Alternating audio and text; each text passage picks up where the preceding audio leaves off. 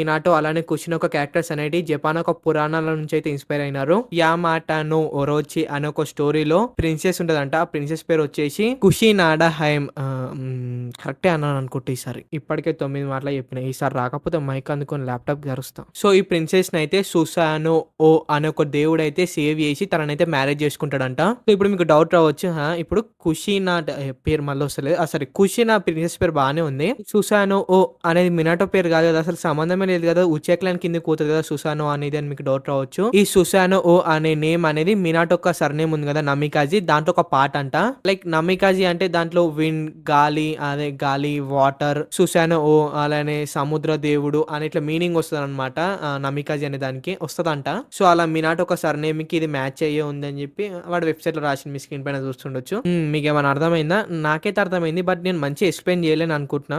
ఏం చేస్తారు టీ అండి, మీ కర్మ. నా వీడియో ఓపెన్ చేసుకొని చూస్తున్నారు కదా.